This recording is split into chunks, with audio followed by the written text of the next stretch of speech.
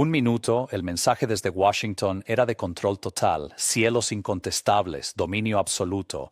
Patrullamos sobre Irán, llovemos muerte cuando queremos. Ese era el argumento de venta. Luego la maquinaria empezó a crujir. Las redes sociales se llenaron de afirmaciones de que aeronaves estadounidenses habían sido dañadas o derribadas. Las comunicaciones de búsqueda y rescate pasaron al centro de la historia. Se propagaron preguntas sobre un F-15E, una 10 cerca del estrecho de Hormuz, y helicópteros de rescate H-60G supuestamente atacados mientras respondían. Que cada afirmación sea cierta o no casi no importa. La narrativa de supremacía sin esfuerzo chocó con una niebla de guerra que la propia administración ayudó a crear. Y si los informes son precisos y música patriótica sonaba desde la Casa Blanca mientras esto se desarrollaba, la imagen lo dice todo: una crisis en el estrecho, una narrativa de guerra bajo presión, un gobierno intentando proyectar certeza férrea mientras el plan debajo de él se agrietaba en público. No se trata solo de un rumor en el campo de batalla, se trata de credibilidad, disuasión, petróleo, tu billetera y de si las personas que manejan esta operación entienden la máquina que pusieron en marcha. En los próximos minutos voy a mostrar lo que parece haber ocurrido, por qué Trump y Pete Hegseth vendieron una versión de los hechos que puede estar colapsando y por qué el mundo en el que vives hoy se ve diferente al que despertaste hace una semana. Si tuvieras un socio de negocios que prometiera constantemente a los clientes que nada podría salir mal, que todos los riesgos estaban controlados y que la otra parte no tenía influencia, ¿cuánto tardarías en buscar otro plan? Mantén ese pensamiento porque así es exactamente como se siente este momento. Deja tu respuesta en los comentarios. Cuando el liderazgo confunde fanfarronería con estrategia, ¿es fuerza o solo una ilusión costosa? Retrocedamos en el tiempo. Vuelve a los informes, a las apariciones en televisión y al lenguaje grandilocuente de los últimos días. Trump y Hegseth no describían una confrontación limitada y desordenada, describían una fantasía de poder sin fricción, superioridad aérea completa, cielos incontestables, negociamos con bombas, podemos movernos libremente, mantener el petróleo. El mensaje no era sutil, era imperio en mayúsculas. Ese fue el primer error de cálculo. Trataron la intimidación como si fuera lo mismo que influencia. No lo es. La intimidación funciona cuando la otra parte cree que eres disciplinado, mesurado y dispuesto a detenerte. La influencia funciona cuando tienes una salida alternativa en la que la otra parte pueda confiar. Trump, en cambio, parecía estar preparando un tipo de juego muy diferente, no un duelo convencional limpio, no una pelea justa, sino una arquitectura lenta de negación, ambigüedad, desgaste, líneas rojas, presión regional y guerra narrativa. Un lado vendía espectáculo, el otro construía fricción. Un lado daba líneas para conferencias de prensa, el otro moldeaba simultáneamente el campo de batalla, el espacio informativo y el espacio diplomático. Estrategia versus indignación, posicionamiento versus reacción. Ese contraste importa porque una vez que la certeza empieza a resquebrajarse, toda jactancia se convierte en evidencia en tu contra. El primer ejemplo es la colisión narrativa. Antes, los canales oficiales rechazaron agresivamente las afirmaciones de que Irán había derribado aeronaves estadounidenses, usando un lenguaje que sugería que todos los aviones estaban contabilizados y repitiendo la acusación familiar de que tan difunde falsedades. Esa es una postura muy fuerte, lenguaje absoluto, cero ambigüedad. Luego llegó el aluvión de reportes contradictorios, cuentas en línea, comentarios regionales y voces partidistas comenzaron a alegar no solo una plataforma dañada, sino varias. Primero un F-15E, luego una 10 cerca del estrecho de Hormuz, luego helicópteros HH-60G de búsqueda y rescate supuestamente dañados mientras respondían. Nuevamente, no todos los rumores virales son ciertos. La niebla de guerra es real, la propaganda es real. Pero una vez que el debate público pasa de una pérdida disputada a múltiples reclamos de plataformas, preguntas sobre pilotos y actividad de rescate. El problema deja de ser solo si cada detalle es correcto. El problema es la credibilidad. El lenguaje oficial dice afirmación falsa, no hay nada que ver aquí. Lo que realmente significa en palabras simples es esto: Washington quería dominar no solo el espacio aéreo, sino también el espacio informativo. Quería que el mundo creyera que el guión estaba cerrado. Luego, el guión empezó a improvisar y ese silencio fue ensordecedor, porque el problema no era solo lo que podía o no haber sido alcanzado, sino que la certeza fue golpeada.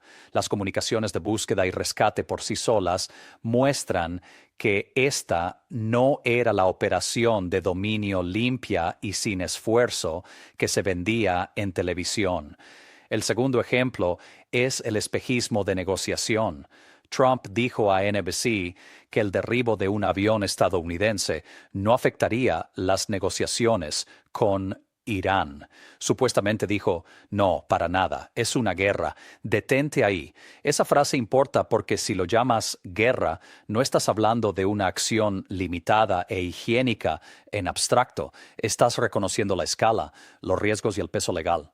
Ahora compáralo con los informes de que funcionarios iraníes le decían a mediadores que no querían una reunión con funcionarios estadounidenses en Islamabad y que el esfuerzo regional explorado a través de Pakistán había llegado a un callejón sin salida. Los canales discretos siempre son confusos, las filtraciones públicas son estratégicas, pero el punto principal es claro: esto no parecía una vía de negociación saludable, parecía contactos exploratorios vendidos como diplomacia, mientras ambas partes escalaban. El lenguaje oficial dice que las conversaciones continúan, que la guerra sigue siendo manejable y que la situación militar no perturbará la diplomacia. Lo que realmente significa es esto: no puedes decir que la mesa está estable cuando las sillas aún se están arrastrando a la sala. Si Tan se niega públicamente a una reunión, si los mediadores señalan un callejón sin salida, entonces la idea de negociaciones intactas es marketing, no realidad. Washington estaba vendiendo una salida que en realidad no había construido. El tercer ejemplo es la revelación retórica. Puedes saber lo que un gobierno realmente piensa no solo por lo que bombardea, sino por cómo habla cuando aparecen los primeros signos de fricción. Y aquí el lenguaje ha sido revelador. Mantén el petróleo. Abre el estrecho. Haz una fortuna. Negociamos con bombas. Control total de los cielos iraníes. Combina eso con los comentarios reportados que sugieren que no hay dinero para guarderías, Medicaid, Medicare ni apoyos sociales mientras el gasto militar sigue aumentando, y ponlo junto al lenguaje moral usado por figuras como Marco Rubio, que dicen que Irán debería gastar en su propia gente en lugar de armas y grupos proxy. Esa brecha no es cosmética, es estratégica. Si le dices al mundo que esto se trata de seguridad, pero luego empiezas a sonar como si fuera humillación, extracción y espectáculo, le entregas a tu adversario un regalo propagandístico. Incluso el ridículo importa cuando generales extranjeros y comentaristas se burlan de la planificación estadounidense como delirante, y cuando las oficinas de propaganda iraníes comienzan a publicar videos burdos dirigidos personalmente a Trump y Haig, no están demostrando que Estados Unidos sea débil en abstracto, están señalando que ven una apertura en la armadura narrativa, perciben vanidad, perciben impaciencia, perciben un poder hablando más fuerte porque ya no está seguro de ser creído. Eso importa porque el mensaje no es decoración en una crisis, es parte del campo de batalla. Si esta historia conecta puntos que no has visto ensamblados en ningún otro lugar, entonces ya estás por delante de la mayoría que observa esto en fragmentos. Suscríbete ahora. Esto se mueve más rápido de lo que cualquier medio puede seguir, y necesitas estar aquí cuando salga la próxima pieza. La mayoría de los líderes, cuando se sienten avergonzados en una crisis, reaccionan emocionalmente o se refugian en puntos de conversación neutros. Los operadores más inteligentes hacen otra cosa: convierten el campo de batalla en una red, usando la ley, la ambigüedad, las rutas marítimas, líneas rojas públicas, proxies y operaciones de información como una sola máquina. Sea cual sea tu opinión del régimen iraní, esa parece ser la lógica en acción. Irán no necesita poder simétrico, necesita sobrevivencia, necesita suficiente capacidad de misiles y drones para mantener el riesgo vivo. Necesita suficiente influencia regional para amenazar el estrecho. Necesita suficiente disciplina narrativa para decir: no estamos negociando según su calendario. Trump y Hext, en cambio, siguen comportándose como si el volumen por sí solo fuera estrategia. Presumen, exageran, prometen control total, hablan de petróleo, hablan de dominación. Eso no es una red, es fuerza bruta envuelta en marca. No se vence a un rival asimétrico narrándote a ti mismo como omnipotente. No se vence a un adversario resiliente regalando tus líneas más arrogantes. No se tranquiliza a los aliados pretendiendo que la incertidumbre no existe. Se construyen opciones, se deja margen para tener razón mañana. Se hacen promesas que puedan sobrevivir. Eso es estrategia. Lo que estamos viendo desde Washington se parece más a una demolición controlada realizada por personas que creen que es arquitectura. ¿Y qué significa esto para ti? Si conduces, compras, inviertes, trabajas en logística o dependes de servicios públicos, esta también es tu historia. El estrecho de Hormuz no es solo una etiqueta simbólica en un mapa, es una arteria. Cada indicio de Tritium, tal índice de escalada, afecta los seguros marítimos, los precios de flete, el costo del combustible y los nervios del mercado. Las empresas redirigen rutas, los aseguradores ajustan tarifas, los ejércitos se redeployan, los políticos mueven dinero. Y una vez tomadas esas decisiones, no se revierten simplemente porque un funcionario diga que todo está bajo control. Una vez que un transportista cambia de ruta, una empresa refuerza su cadena de suministro o los gobiernos ajustan gastos hacia postura bélica, esas elecciones dejan huella. Los empleos siguen las nuevas rutas, los contratos siguen los nuevos riesgos, las prioridades presupuestarias siguen el nuevo miedo. Por eso importa el contraste en el gasto doméstico. Si Washington te dice que no hay Master XC,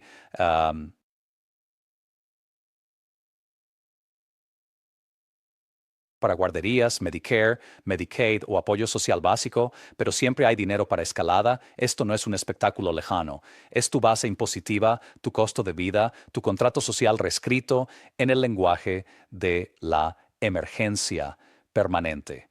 Escenario 1. Reinicio gestionado.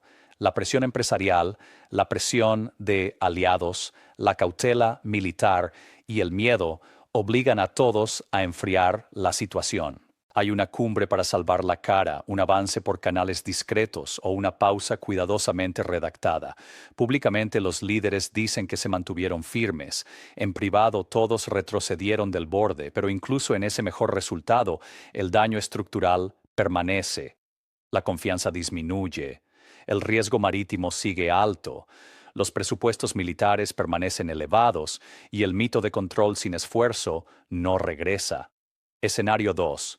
Realineamiento de fichas. Otras potencias medias estudian este episodio y concluyen que el antiguo centro de gravedad ya no es confiable por sí solo. Los estados del Golfo se cubren más, los importadores asiáticos diversifican más rápido, Europa busca arreglos de seguridad y energía más independientes.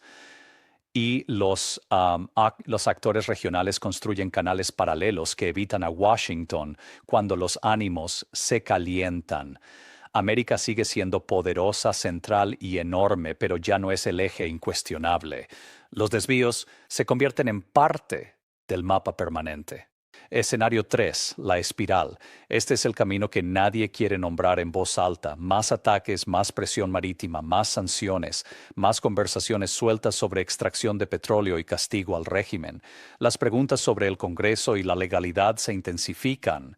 Los aliados deben elegir entre apoyo público y alarma privada. Se amplían los frentes proxy, los costos de seguro suben, los mercados tambalean y los errores de cálculo reemplazan a la estrategia. Una vez que esa espiral comienza, todos insisten en actuar defensivamente mientras la región se vuelve menos gobernable cada día. Sea lo que sea que ocurra después, la relación entre retórica y realidad no será la misma. Incluso si el fuego disminuye mañana, la lección ya está aprendida. Nunca pongas todos tus huevos estratégicos en una sola canasta. Nunca confundas hablar de superioridad aérea con control total. Nunca asumas que las alternativas, una vez construidas, simplemente desaparecen. Se convierten en la nueva normalidad. Trump no creó cada línea de falla aquí, y Irán no inventó la simetría ayer, pero esta administración tiene un talento especial para convertir situaciones difíciles en crisis de credibilidad autoinfligida. El estratega en esta historia no necesita ganar limpiamente, solo necesita que Washington prometa demasiado y luego quede atrapado dentro de su propio alardes. Así que quiero dejarte con algunas preguntas. La administración desmanteló su propia credibilidad más rápido de lo que cualquier adversario podría haberlo hecho por sí solo. ¿Es esto una protección inteligente o simplemente un exceso teatral costoso? Y si las conversaciones nunca estuvieron realmente vivas, ¿qué es exactamente lo que se le ha dicho al público que crea? Deja tu respuesta en los comentarios. Leo cada uno. Suscríbete porque el siguiente capítulo llega rápido. El estrecho, la narrativa de rescate, la vía diplomática, los poderes de guerra, los mercados energéticos y la presión de los aliados se están moviendo todos a la vez en este momento. Este contenido es comentario y análisis solo con fines informativos. No es asesoramiento financiero, legal ni geopolítico.